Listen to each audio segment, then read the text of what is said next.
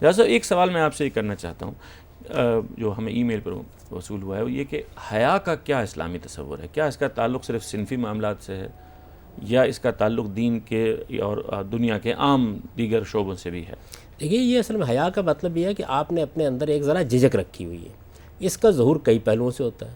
مثلا ہم باپ کے سامنے اس طریقے سے گفتگو نہیں کرتے جیسے ہم دوستوں کے ساتھ کرتے ہیں، تو یہ حیا ہے۔ ہم اپنی ماں کے ساتھ گفتگو کرتے ہوئے کچھ آداب کا لحاظ رکھتے ہیں، یہ حیا ہے۔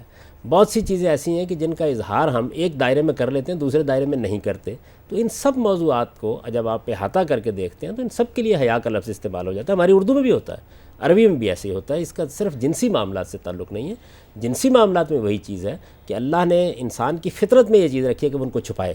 اس کو اللہ تعالیٰ نے بیان کیا قرآن مجید میں کہ جیسے ہی آدم و حوا کو اس کا احساس ہوا تو آپ دیکھیے قرآن کے الفاظ تفقا یکسفان علیہما من برق الجنہ، تو انہوں نے اس باغ کے پتے درختوں کے توڑے اور ان سے اپنی شرمگاہوں کو ڈھانپنا شروع کر دیا۔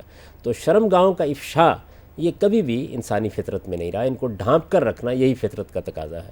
تو ان معاملات میں بھی حیا یہ ہے، لیکن حیا ایک وسیع چیز ہے۔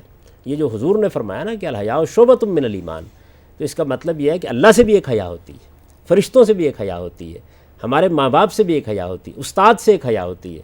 تو یہ جو چیز ہے یہ اچھی معاشرت کو پیدا کرنے کا باعث بنتی ہے، اور اگر یہ ختم ہو جائے تو ایک ایسی بے باکی وجود میں آ جاتی ہے جس کے بعد رشتے، ان کا احترام، تعلقات، یہ چیزیں بے معنی ہیں۔ غالباً اگر ہم غور کریں تو مغربی اور مشرقی تہذیب کا آج کا بڑا فرق اس حیا کے ہونے یا نہ ہونے سے۔ جی، میں تو سمجھتا ہوں کہ ہماری اور مغرب کی تہذیب میں جو بنیادی فرق ہے وہ یہی ہے کہ ہمارے ہاں حیا اور حفظ مراتب، یعنی بڑے کو بڑا سمجھنا، چھوٹے کو چھوٹا سمجھنا، اس کو ایک قدر کی حیثیت حاصل ہے۔ اور ان کی آزادی چونکہ بہت بڑی قدر ہے، ان کے ہاں آزادی بڑی قدر ہے تو وہ اس چیز پر غلبہ پا بے رہے ہیں، باکی تک پہنچ گئی، اور وہ ظاہر بسا اوقات سمجھ میں حدود نہیں سے آتی۔ تجاوز کر جاتی ہے۔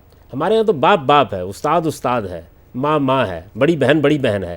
ہم ان رشتوں میں ایک فرق مراتب محسوس کرتے ہیں۔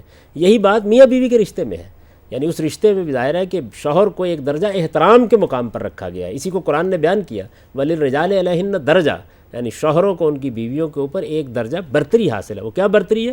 وہی جو ماں کو اپنے بچوں پر حاصل ہوتی ہے، وہی جو باپ کو اپنی اولاد پر حاصل ہوتی ہے، استاد کو اپنے شاگردوں پر حاصل ہوتی ہے، مملکت کے سربراہ کو اپنی رعایا پر حاصل ہوتی ہے۔ تو وہ اصل میں رشتوں کا احترام ہے جس کو قائم کیا گیا۔ وہ کوئی مرد اور عورت کی فضیلت کا مسئلہ نہیں ہے، رشتہ قائم ہوا ہے ایک، اس رشتے میں مراتب کا فرق قائم رہنا چاہیے۔